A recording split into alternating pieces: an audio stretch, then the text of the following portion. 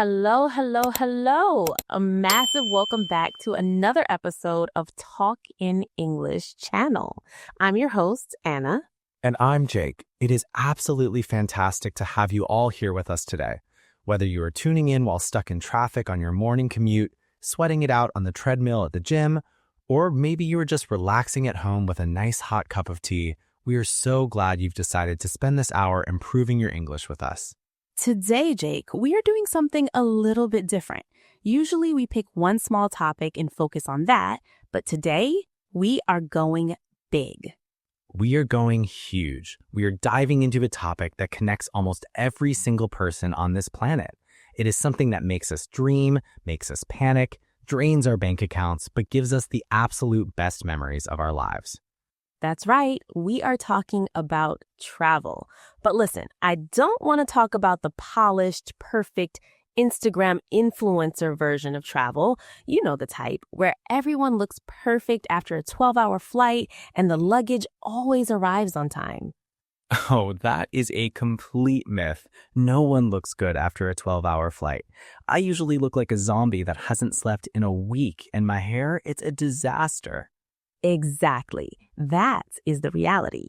So today we're going to cover the real experience of travel, the stress of planning, the arguments over packing, the chaos of the airport security line, the language barriers, the food poisoning, and of course, those magical moments that make it all worth it.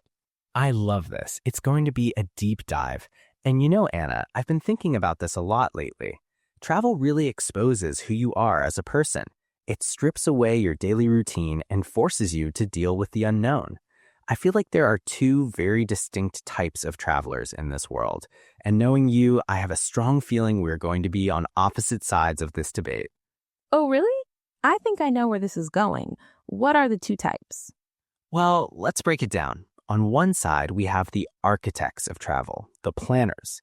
These are the people who have a color-coded spreadsheet, they have a printed itinerary in a plastic folder, they've checked the weather forecast for the last 30 days, they know exactly what they're ordering for lunch 3 weeks from now. Architects of travel? You make it sound so fancy. I call them control freaks. Hey, I prefer organized enthusiasts. And then on the other side, we have the wanderers. Yes, the free spirits. The people who throw 3 t-shirts into a backpack 10 minutes before the taxi arrives. The people who land in a new country and say, I wonder where I should sleep tonight. The people who trust that the universe will provide. Guilty as charged. I am definitely a wanderer. I firmly believe that overplanning kills the magic. If you know exactly what is going to happen every minute of every day, where's the adventure? Where's the surprise? But Anna, the surprise is that you are homeless because all the hotels are booked. That has never happened. Well, okay, it happened once, but we'll get to that. What about you? Please don't tell me you are the spreadsheet guy. Anna, I don't just have a spreadsheet. I have a master spreadsheet with tabs for transport, accommodation, food, and emergency contacts. I need to know if the museum is closed on Tuesdays. The idea of just seeing what happens gives me legitimate physical anxiety. See, that sounds exhausting to me. I feel like if you were looking at a piece of paper telling you what to do, you aren't looking at the world around you. I remember this one time, this was a few years ago. I was feeling so burnt out from work. It was a Wednesday afternoon, raining, miserable. I just looked at my friend and said, let's go to the Lake District. Wait, like right then? Without booking anything? Pretty much. We didn't book a hotel. We didn't check the traffic. We just hopped in the car on Saturday morning and drove north. And honestly, it was the most liberating trip of my life. See, that sounds like a nightmare to me. What if everything was booked? What if the weather was terrible? What if you got a flat tire in the middle of nowhere? You worry so much. Okay, truthfully, it did rain a little bit. It is England after all. But because we didn't have a rigid plan, we weren't stressed about missing a scheduled hiking tour. We ended up driving down this tiny back road because the view looked, well, the only word for it is breathtaking. Just stunning green mountains, gray clouds, sheep everywhere. Okay, breathtaking is a good word. I'll give you that. But did you find a place to sleep? That is my main concern. We did, and this is the best part. Because we were lost and we took a wrong turn, we stumbled upon this tiny little village. It wasn't in any guidebook.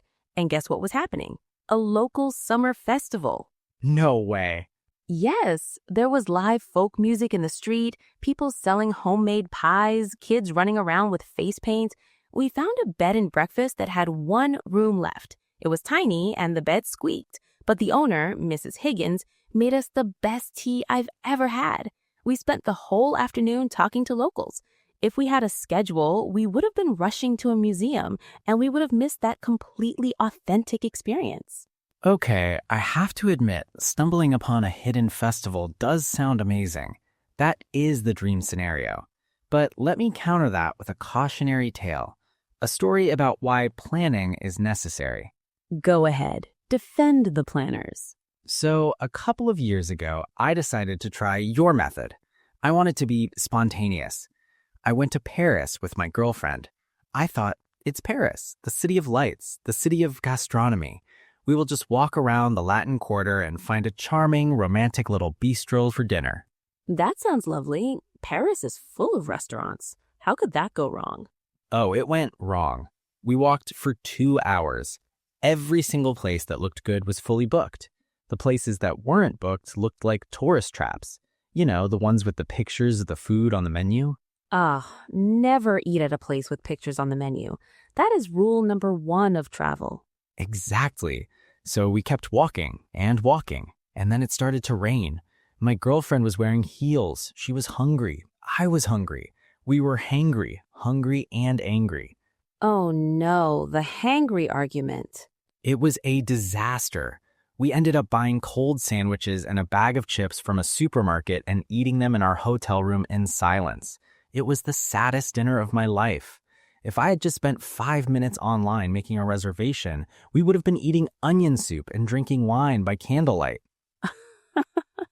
Okay, point taken. Sometimes reservations are good, especially in big cities on a Friday night. I guess there is a balance. Exactly. A flexible plan. That's my new philosophy. But let's move on to the next big stress factor. It's not just the itinerary, it's the preparation. We have to talk about the packing. Packing. The bane of my existence. Packing is a science, Anna. It requires strategy. Let me guess, you pack the night before. Night before? Jake, you are generous. I usually start packing about 45 minutes before the taxi arrives to take me to the airport. No, that is stressful just hearing it. How do you know what to bring? I work better under pressure. I open my closet, I grab my favorite jeans, a few shirts that don't need ironing, my toiletries bag, and I throw it all in. I zip it up and hope for the best. That is insanity. I start packing 2 weeks in advance. 2 weeks? What are you doing for 2 weeks? I have a staging area. I lay everything out on the guest bed. I use packing cubes. Do you use packing cubes? No, I use the stuff and sit method. Stuff it in and sit on the suitcase until it closes. You are killing me. Packing cubes are life-changing. I organize by category, shirts, pants, socks, electronics, and I pack for every scenario. What if it snows? What if we get invited to a formal gala with the ambassador? What if I cut my finger and need a specific type of bandage? Dinner with the ambassador? Jake, where are you traveling? You never know. It's about being prepared. But this leads to the biggest debate in travel history: carry-on versus checked bag. Oh, this is a hot topic. I used to be a checked bag person because I wanted to bring full-size shampoo and 5 pairs of shoes. But after the great luggage crisis of 2022, I am strictly carry-on only. Me too. I'm terrified of the airline losing my bag. There is nothing worse than arriving in a tropical paradise and realizing your swimsuit is in a warehouse in Frankfurt. Exactly. But it's hard. Fitting 2 weeks of life into a tiny overhead bin suitcase is a challenge. It forces you to be minimal. You have to ask yourself, do I really need 3 sweaters? The answer is usually no. But what if you spill coffee on one? Then you only have 2. See, this is the spiral I go down. You just wash it in the sink, Jake. It's part of the adventure. I suppose. But let's talk about the place where all this luggage goes, the transition zone, the place where time stops and logic doesn't exist, the airport. Ugh, airports. I have a love-hate relationship with them. I love the excitement of going somewhere, but I hate the process of getting there. It's an obstacle course. First, you have the check-in line, then the dreaded security check. Why is it that every time I go through security, I forget how to be a human being? What do you mean?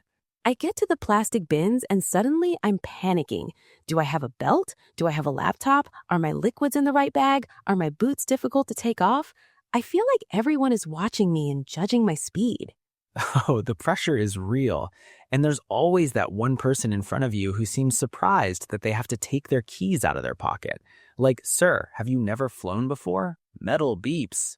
And then you get through. You put your shoes back on, you feel a bit disheveled, and you enter the duty-free zone, the land of expensive perfume and giant chocolate bars. I always buy a giant chocolate bar. It's tradition. But then you get to the gate, and this is where the real drama happens. The gate area, the waiting game. Have you noticed the phenomenon of the gate lice? The what? Gate lice. It's a slang term in the travel industry. It refers to the people who crowd around the boarding door 30 minutes before boarding even starts. They block the path. They are in group 9, but they are standing there like they are flying the plane. Yes, I hate that. It creates so much anxiety. Everyone thinks, oh no, if I don't stand up, will I get a spot for my bag? It's primal. It's like survival of the fittest. But nothing, and I mean nothing, is worse than the 2 words that can ruin your entire trip. Don't say it. I have to say it. Mechanical issues. No. That phrase haunts my dreams. It's so vague. Mechanical issues could mean the light bulb is broken or the wing is falling off. You never know. I had a nightmare experience just last month. I was flying to Chicago. I was organized, I was early, I sat down at the gate, opened my book, and then the screen flashed red. Delayed. Ugh, the sinking feeling in your stomach. How long? First, it was 30 minutes. I thought, okay, I can handle this. Then an hour, then 2. By the end, we were delayed 5 hours. 5 hours in an airport chair? That is torture. It was. The gate area was packed. There were no seats left. I was sitting on the floor next to a trash can sharing a power outlet with a complete stranger to charge my phone. The air smelled like stale coffee and stress. That is the moment where vacation mode turns into survival mode. You just want to go home. So what did you do? Did you lose your cool? I wanted to. I saw people screaming at the poor gate agent, but I looked at her and she looked exhausted. She was typing furiously, trying to accommodate everyone, rebooking flights. I realized it wasn't her fault. So I took a deep breath. I remembered something you told me once. What did I tell you? You said if you can't change the situation, change your environment. So I left the crowded gate. I walked to a different terminal. Terminal F, I think. It was empty. I found a nice seafood bar, I ordered a cold drink and some oysters, and I just watched people. See? That is the wanderer spirit coming out in you. You adapted. I did, and honestly, people watching at an airport is top-tier entertainment. I saw a soldier coming home to his family. That made me cry. I saw a guy running so fast he tripped over his own suitcase. That made me laugh. It turned a miserable afternoon into an interesting observation of humanity. That is beautiful, Jake. But let's fast forward. You finally get on the plane. You squeeze your bag into the overhead bin, which is a war zone in itself, and you sit down. Are you a window person or an aisle person? Window, 100%. I need to lean against the wall to sleep, and I like looking at the clouds. It makes me feel philosophical. See, I'm an aisle person. I have a tiny bladder. I need the freedom to get up and walk around without climbing over a sleeping stranger. It's all about strategy. But the worst is the middle seat. The middle seat is a punishment. If you are in the middle, you get both armrests. That is the unwritten rule of travel. I agree. If you're window, you get the view. If you're aisle, you get the legroom. If you're middle, you get the armrests. We need to put that in the Constitution. So the plane lands. You're tired, you're stiff, you smell a little bit like airplane food. You step off the plane and hit us with the next challenge, the language barrier. Oh, this is the big one. This is what scares so many of our listeners. Going to a country where you don't speak the language. It can be intimidating. Have you ever had a major mishap? Oh, absolutely, multiple times, but one stands out. I was in Spain a few years ago. Now, my Spanish is, let's be generous and say, basic. I know how to order a beer and count to 10. That's a start. Well, I had a terrible headache. The sun was too bright. So I went to a pharmacy, a farmacia. I wanted to ask for pills for the headache. The word for pills is pastillas. Okay. But in my confused, tired state, I got mixed up with the word pastel. Pastel, doesn't that mean cake? Yes, I walked up to the pharmacist, pointed at my head, made a pain face, and said, Por favor, necesito pastel. Please, I need cake. You told the pharmacist your head hurt and you needed cake? That is amazing. The pharmacist looked at me so confused. She probably thought, well, cake makes me feel better too, but we don't sell it here. Eventually, I used Google Translate and we figured it out. And you know what? She laughed, I laughed. It was a funny moment. That is such a crucial lesson, though. You made a mistake, you looked a bit silly, but nothing bad happened. The world didn't end. Exactly. I think a lot of English learners are terrified of speaking because they want to be perfect. They draft the sentence in their head 10 times before saying it. But in travel, communication is more important than perfection. 100%. If you use hand gestures, a smile, and a few wrong words, people usually understand you. And honestly, locals appreciate it when you try. If you go to France and just start speaking loud English, they might be rude. But if you say bonjour and stumble through a clumsy sentence, they're usually very helpful. It's about respect. And for our listeners, travel is the ultimate classroom. You're forced to use the language to survive. You need to read signs, listen to announcements, order food. It's immersion. Speaking of food, this is my favorite part of travel, but it can also be a source of stress for some people. The safe eaters versus the adventurous eaters. I'm definitely adventurous. I want to eat what the locals eat. I want the street food that is being cooked on a grill on the sidewalk. Me too. That is where the flavor is. I have a rule. If a restaurant is full of locals, I go in. If it is full of people wearing fanny packs and holding cameras, I keep walking. Great rule. But I have a friend who is the opposite. We went to Thailand, the land of incredible food, and he ate a burger every single day. No. Why? He was afraid of getting sick. And look, I get it. Food poisoning is no joke. I've had it, and it ruins the trip. But eating a burger in Bangkok just feels like a crime. It does. You miss the culture. Food is culture. You have to take the risk. Just maybe don't drink the tap water. That's a safe boundary. Agreed. Bottled water only. You know, Jake, talking about your friend brings up another huge topic. Travel companions. Who you travel with can make or break the trip. Oh, absolutely. You can love someone dearly. They can be your best friend or your partner, but you might hate traveling with them. It's a different dynamic. You're with them 24/7. You see them when they are tired, hungry, and stressed. I have a friend who is the Energizer Bunny. He treats travel like a military operation. Wake up at 6 a.m., museum at 7, hike at 9, lunch at 11. He walks so fast I have to jog to keep up. That sounds exhausting. I need my morning coffee. I need to sit in a cafe for an hour and just breathe. Exactly. And then there is the complainer. The bed is too hard. The waiter was rude. It's too hot. It's too cold. Complainers are energy vampires. They suck the joy out of the trip. So the lesson is choose your travel partner wisely. Have a conversation before you book the tickets. How do you like to travel? Do you like to wake up early or sleep in? Or be brave and try solo travel. Have you done a big solo trip?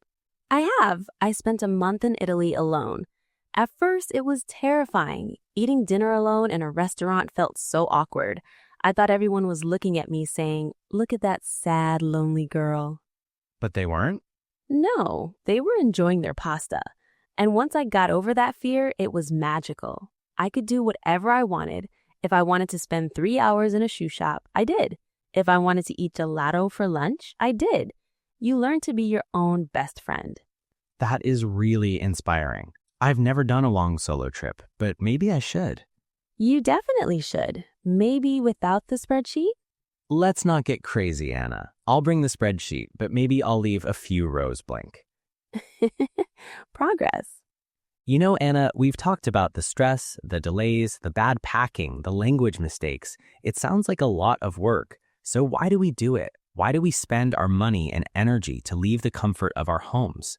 That's the big question. For me, it's about perspective.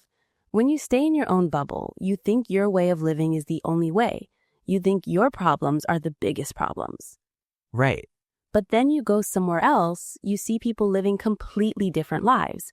Maybe they have less money, but they seem happier. Maybe they eat dinner at 10 p.m. instead of 6 p.m. Maybe they value community over career. It shakes you up. It wakes you up. I love that. It's like hitting the refresh button on your brain. And the memories, they last forever. You might forget the price of the flight or the stress of the security line, but you won't forget that sunset in the Lake District. Or asking for cake at the pharmacy. I will never forget that. It's a core memory now. So, Jake, we have covered a massive amount of ground today, from the packing cubes to the overhead bins. Let's wrap this up with some rapid-fire advice for our listeners who might be planning their next adventure. What is your number one tip? My number one tip is plan the essentials, but leave room for the magic. Book your flights. Book your first night's accommodation so you feel safe when you arrive, but leave the afternoons open. Don't schedule every single minute. Let the city guide you. I like that, a reformed planner. My tip is embrace the chaos. Things will go wrong. You will get lost. It will rain. You might order a dish that tastes terrible. Instead of getting angry, try to laugh. Say, "This will make a great story for the podcast later." And a practical tip? Always carry a portable charger. A dead phone at an unfamiliar airport is a tragedy waiting to happen. Solid advice. In mine, learn 5 words. Hello, please, thank you, excuse me, and help. If you know those 5 words in the local language, doors will open for you. Brilliant.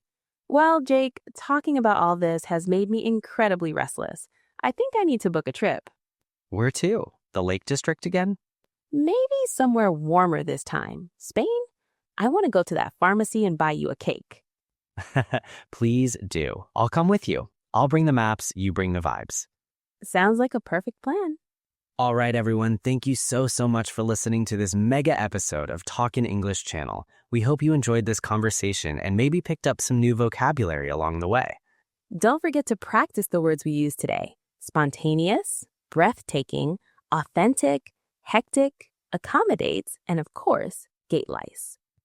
Use that one carefully. We'd love to hear from you. Are you a planner like Jake or a wanderer like me? Do you check a bag or carry on? Let us know in the comments or send us a message. Keep exploring, keep learning, and most importantly, keep speaking. Safe travels, everyone. See you in the next episode. Bye, everyone. Bye.